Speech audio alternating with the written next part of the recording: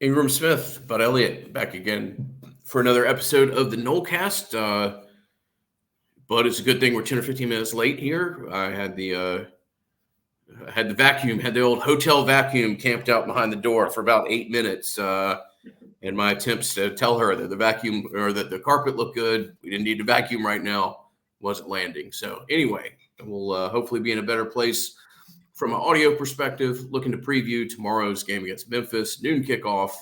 Um, Obviously, there's some wrinkles here of human interest that it's Mike Norvell's previous place of employment, blah, blah, blah. From a super anecdotal perspective, I happened to go to college and took classes with the head coach of Memphis, which is probably not a comment that we'll ever make about any other game preview. But no, interesting story here of Norvell facing his program. But, around 3:30 tomorrow afternoon, Florida State fans are going to care but one thing, and that is whether or not this game was won and whether or not you are now 1-2 or 0-3, and hopefully we'll give you as good of an idea as to how tomorrow might play out. Let's do this thing, man. So, as you said, noon game.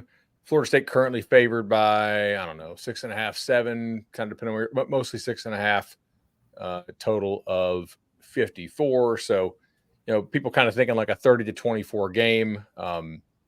I think if FSU scores 30, you got to be pretty happy here. They have only scored, I believe, 4 touchdowns in the last 4 games. Granted, some very weird circumstance, quite obviously, as we have noted with the Orange Bowl there. And an offense that's looking to get back on track. It is facing a very good offense from Memphis. So let's go ahead and start there. Kind of FSU's defense against this Memphis offense. This is brought to us by our friends at the legendary team 844 FSU Loan 844. FSU Loan is the number to call. I think we're closing on 600 listeners who've decided to get a mortgage through the legendary team. 844 FSU Loan is that number to hit. We always thank Chad for his support. I know you've watched a pretty good bit of this Memphis offense. What have you seen? Yeah, I like the offense a lot, and I really like Seth Hennigan, man. I know you have a positive opinion of him, so I don't want us necessarily to be redundant here, but he's super. He's not super athletic. He's smart with how I like his footwork. I like his quick decision making. I mean, the more deeper that I have a chance to look at this sport and be around it, certainly, your 40 bench and squat matters. But if there was ever any way that we could quantify like quarterback ability to process information and make decisions based off that, dude, give me that trait almost every time. And that's what I think I see when I look at him. I'm impressed by his footwork, and then his deeper throws. They're not brilliant, man. They're not like, oh my God, that's a kid who can, it's not Matt Stafford putting the ball 72 yards downfield or something like that, I guess is what I'm trying to say. But he's almost like a premium version of Danny Warfel. I mean, it has kind of an odd trajectory in that to say that he shot puts the ball down the field isn't fair, but his throws have a lot of arc. He does an impressive job of making decisions and then putting the ball, where the wide receiver can run to it in the holes of the offense. I don't know any details of Hennigan's NIL deal or whatever else, but this was a player that would have been wanted by numerous P4 teams, and Memphis obviously, did what they had to do to keep him. So credit to them for that. Memphis is always going to have good skill. I don't necessarily see great skill, Bud. You know more about the intricacies of the roster. And I'm not going to say anything else that, I'm not going to say something that, you haven't heard elsewhere, but when you look at the offensive line, this should be the game that your defensive line is living in their backfield fairly consistently. And very curious to see what that looks like. I don't think, the line of scrimmage is the real difference when I look at this team compared to, the other parts and pieces that make up the Memphis offense. So that all checks with me. I totally agree with you, by the way, on Hennigan not being a designed rusher, but I will say this kid is a really adept scrambler.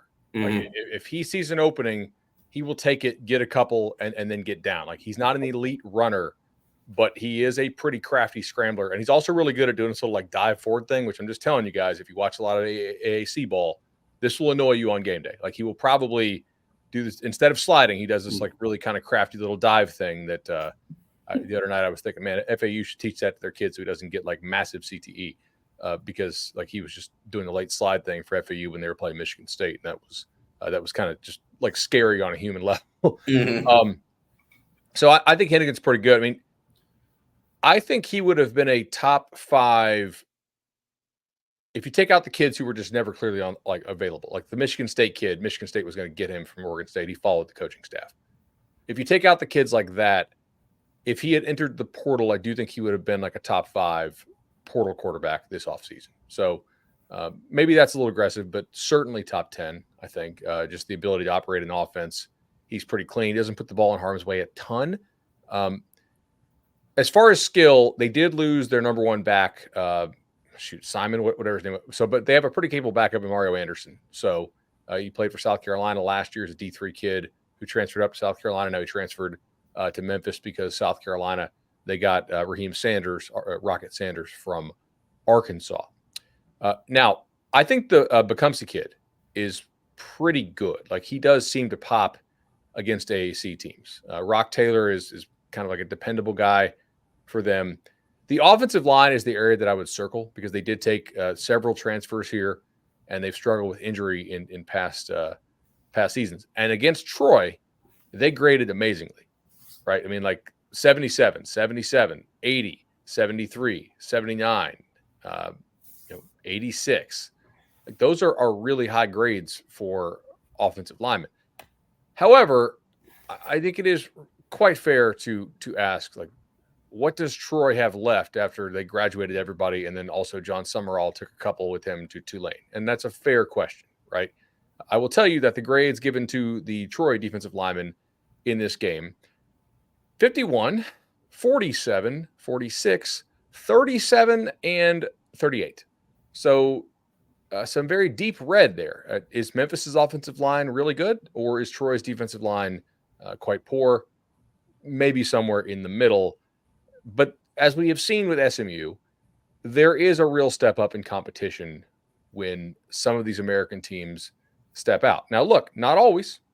Obviously, Tulane was able to hang with Kansas State just fine last week.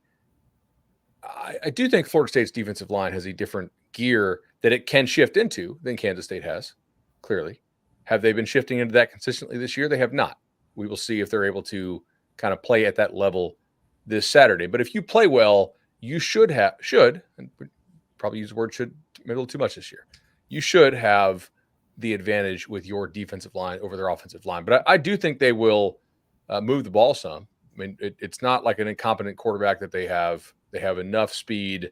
If they can hold up in the pass protection game at all, it'll be a pretty interesting ball game here, which, again, that's why the game is in Tallahassee and the spread is slightly less than a touchdown. But I mean, they do some interesting things. They will try to spread you out. They will use some shifts in motion to try to like get some freebies. It is pretty heavy RPO, and by that I mean like, reading the backer, give or throw, not the zone read stuff.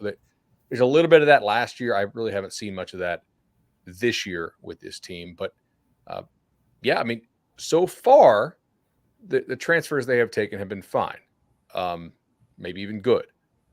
Are those guys going to hold up on Saturday? That's one of the biggest questions that I would have entering this ball game on that side of the ball. Yeah, interesting. I mean, you certainly have a level of trench player that's just not going to be seen in conference play.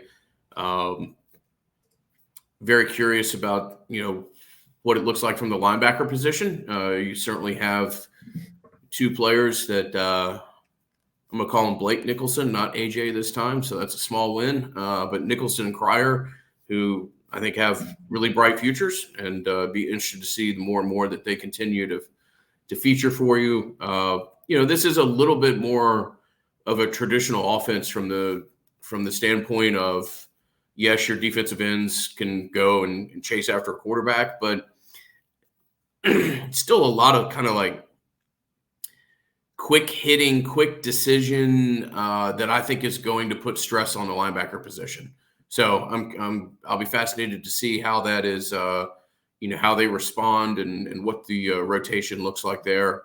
Be an interesting game for your corners as well. They're going to be tested in a more traditional manner. You think you do like some of what Memphis has at the wide receiver position, but this should be a game if Florida State has the type of corners that you think they do. I'll be fascinated to see what it looks like. This should be a game where AZ Thomas and Fintrell have a chance to, really mark and take a look at a quarterback. And like I said, he makes really good decisions and puts the ball in good places, but also, balls in the air for a good stretch on a lot of his throws down the field. And curious to see what it looks like from the safety and quarterback position. So they played Missouri last year in Memphis. Or maybe that was I think it was a neutral site game, actually. That was the game inside of the Dome in St. Louis there. Okay. Yeah, I was going to say it was either neutral Missouri had a touchdown. That's insight. Missouri had an end zone painted with the Mizzou, I remember from watching the field. I also thought that may be the Memphis's gray that they wear in that game is one of the better looking uniforms in college football. It's, I got to say, it's pretty sweet. So. It is pretty sweet. So they are generally operating in that 6 yards of play range against decent teams from the American. Against Missouri, they had 5 1/4. Missouri had a pretty damn good defense last year. A lot of their undrafted free agent guys off that Missouri team ended up making NFL rosters, by the way. That's something I do track. And I was like, okay, that kind of matters for most teams. If you're losing good UDFAs to the NFL. However, some of this stuff, South Florida defense, not competitive. North Texas, they put up 8.7. Tulane last year had a decent defense, but not amazing. They ended up losing that game 21-31, held under 6. So, yeah, there may just be a threshold thing there. If they can block you, then they're going to score. If they can't, then they can't. But I do think at most of the spots you can run with them. They will get some points because they are, they do have some good players. They play well together, and this won't be easy. Clearly, the offense here for Memphis is way, way, way, way better than the defense. This is one of the largest splits that I have in my system between quality of offense and quality of defense on one team. It's almost like reverse Iowa. Not quite that bad because Iowa's bottom 20 and top 5D, but you get my point. They play a lot of shootout games. They're very comfortable in shootout games, and they will generally get their points. The opponent will generally also get their points. Last thing, linebackers have got to play well. We will see how FSU doles out playing time in this game. I think you got to assume Memphis is going to come out and try to attack the backers and try to run the football after watching the first 2 games. So, how much Marvin Jones Jr., how much Sione will we see in this game, and what mixture and when, I think could be something to watch clearly because, using common sense, if you're Memphis, I'm going to try to run the football early. If it doesn't work, it doesn't work. But especially if you get some of these looks that FSU's defense has given, which have worked for about 2.5 years now, and through 2 games have not worked quite as well with some of these two deep safety stuff. But that will be interesting to see how that is deployed as well for this Noles defense. You want to talk a little Memphis defense? Yeah, let's talk a little Memphis defense. Before we do, we'll thank our good friends at Congruity. Matt Lewis and his team continue to do an exceptional job for numerous Seminole-affiliated businesses, whether it be payroll, HR, onboarding, or litany of other things that they offer. Matt, fantastic Seminole, fantastic asset to multiple businesses that I've been associated with.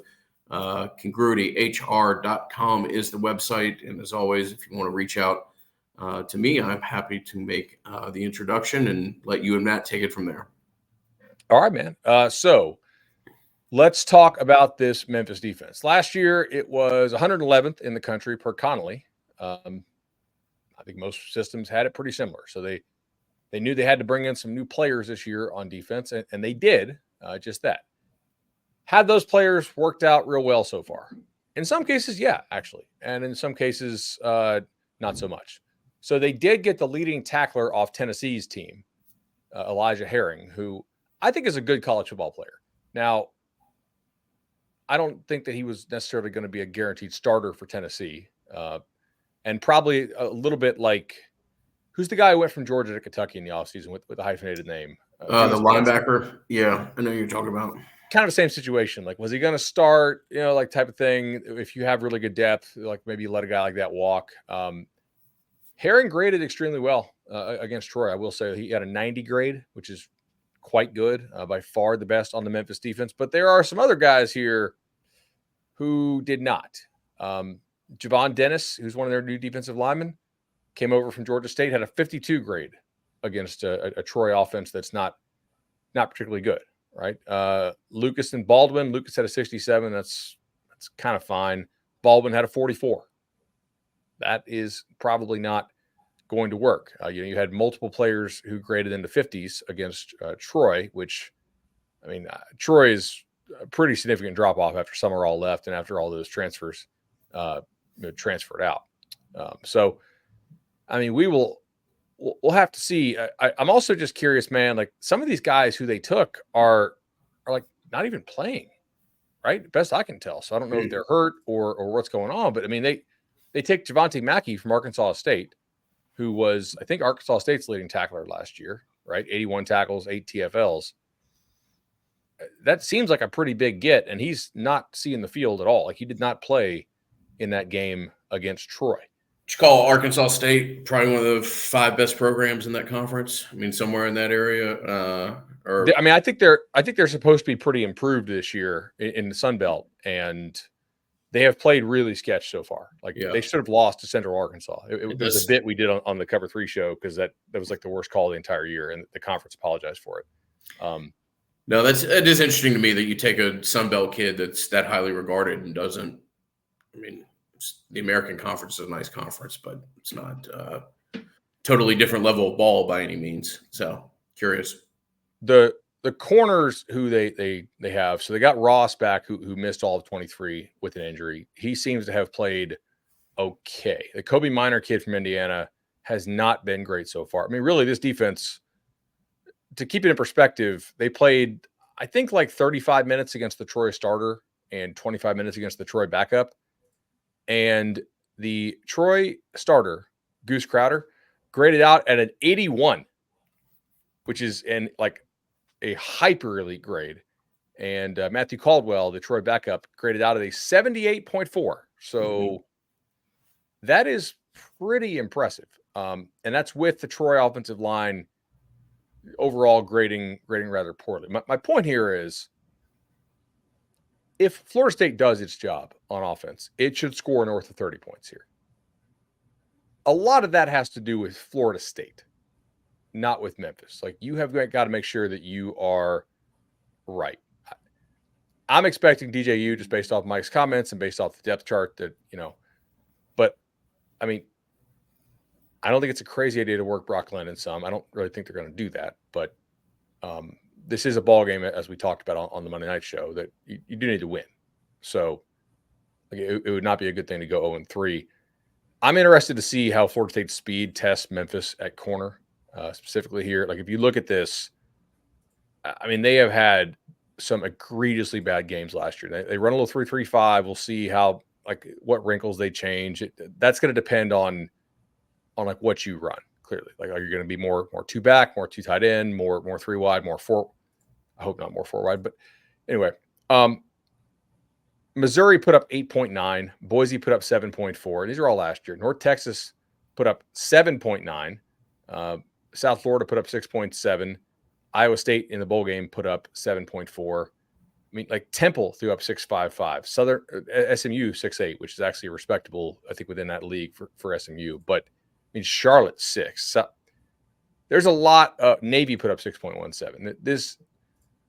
This defense was legitimately one of the worst defenses in the country last year, even accounting for level and accounting for pace and all that stuff. And it is kind of hard to tell how much better they are this year. Maybe they're hiding something. The schedule has been a cakewalk. But, I mean, to let Troy's backup go in there and continue to just move the football and deal on you might be a bit of a concern. I would have one if I was a Memphis fan. It's like, oh, shoot, that's not great. Yeah, no, I mean, what stands out to me, getting away from personnel and more just what you referenced. I mean, it is a 3-3-5. It is a little bit of a different look now. all of these things, you end up having like kind of a hybrid in linebacker. All of these defenses are similar. There's some certain structure to this one that's particularly unique. They are like a really aggressive defense. They will try to time the snap. They will try to coordinate. Smart players that know the play clock and know if there's a window of time that they can attack the ball before it's actually snapped. I feel like if you can get through the first 10 minutes of this and you know that your offensive line is comfortable with what a little bit of the different responsibilities are based off again, it's not, defense is defense, just 3-2-5, 4-2-5, 5-2. All of those things certainly have similarities and commonalities, and it's not as though this is getting prepared for like the triple, for Paul Johnson's offense or something, I guess is what I'm trying to say. Yeah. It's different, but it's not wildly abnormal. But it is going to have some, there's different responsibilities in blitz pickup, at least as I watch this, that I imagine that transfers to the offensive line. And I think if you can show that you're comfortable, if you show that you, or make those type of adjustments, yeah, man, you should, I would expect that there's times in this game that the offense kind of looks like what we thought it would be, as far as an offense that can consistently pick up some plays on the ground, and then, we'll see what occurs through the air. But interested to see how the first 10 minutes of the first quarter looks, first couple possessions, anyway, as to Florida State's on offense, and what the offensive line looks like as they deal with a little bit of a different look. It's an interesting kind of conundrum for Mike Norvell here, because there were some guys who consistently got open against Boston College who you want to lean on, who in the past have been somewhere between okay to very dependable, right? But generally not untrustworthy. And I'm speaking here specifically about Toafili and Morlock. Morlock's been okay. Toafili has been a really trustworthy player for a long time in this program. I think you have to keep feeding those guys in the pass game. I'm interested in, like, the one guy who has shown real juice on this offense is an 18-year-old. And I think you bring up a great point about the blitz pickup stuff. But, Cam Davis has some real juice to him.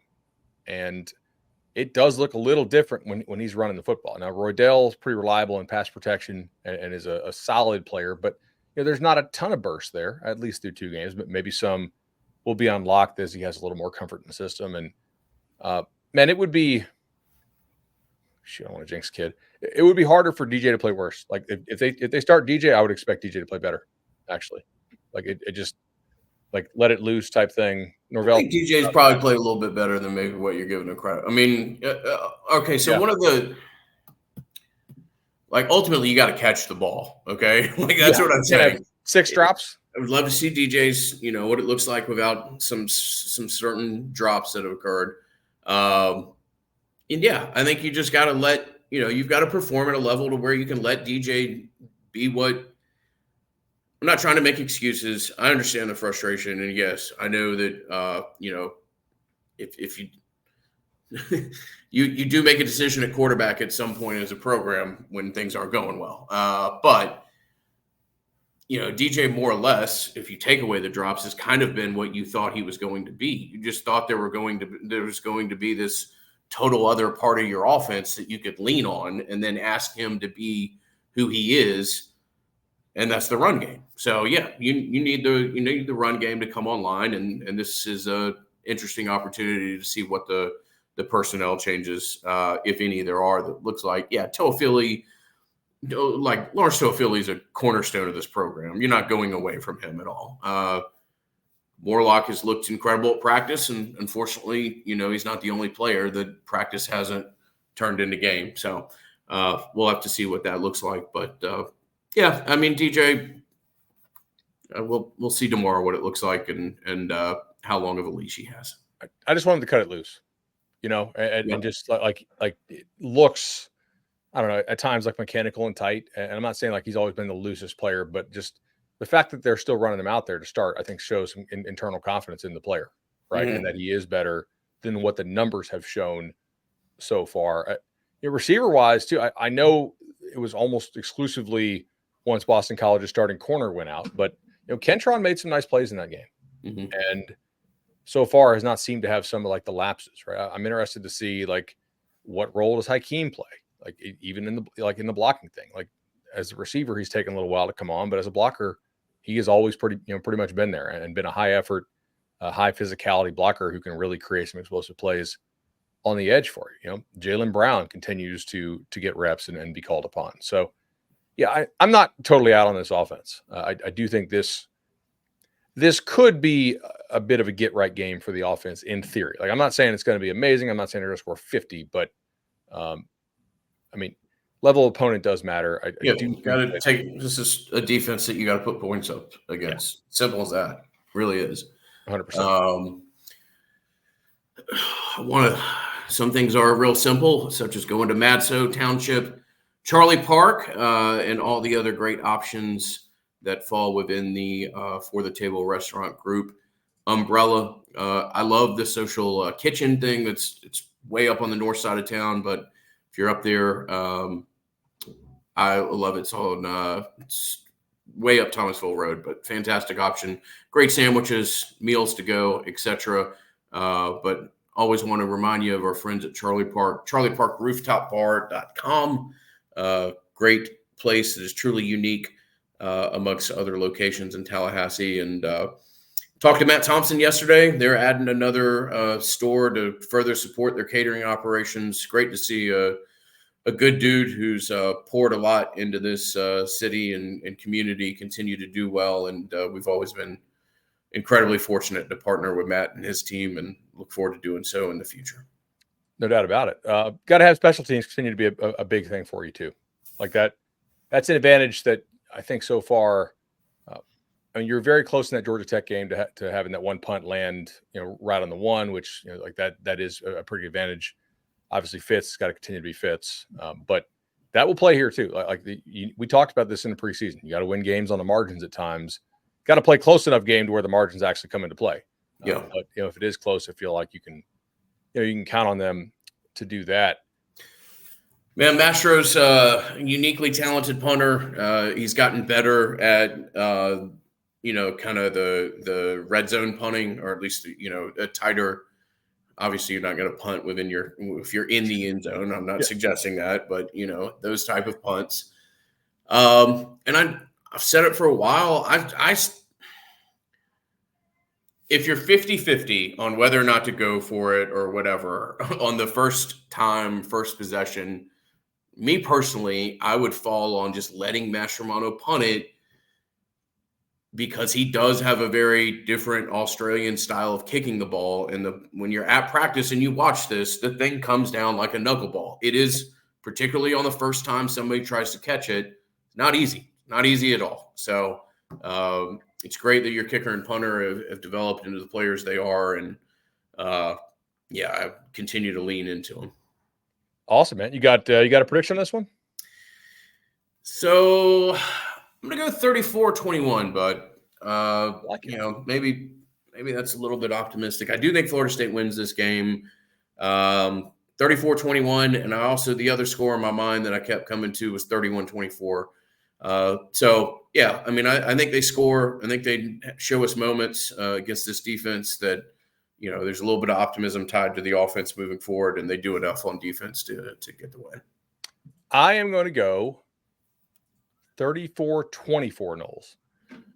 34. Okay. Yeah. I do think that it's hard for me to think that this offense is quite as poor as it's played. I think there is some positive regression coming there. And so far, I really haven't seen any actual signs that Memphis's defense is considerably better than it was last year. I'd be willing to buy some positive regression due to injury stuff that it is better, but 111th last year, whatever they were, 110th, that's a significant hole to climb out of on a talent basis. And given that some of their kids they took in the transfer portal aren't even playing, that is sort of an indicator to me that maybe, basically the indicator is you're still relying on guys who were there last year.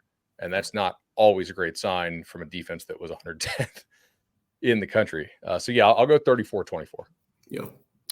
Good stuff, man. Look forward to tomorrow. I do want to take like a minute here. Don't want to make a ton of this, but so my responsibilities and the battle's in continues to grow, and I'm really excited about some of the projects that we have on the horizon for that. Bud will be much more heavily featured for the next couple of months when it comes to this, and it's just something that I'll have to evaluate.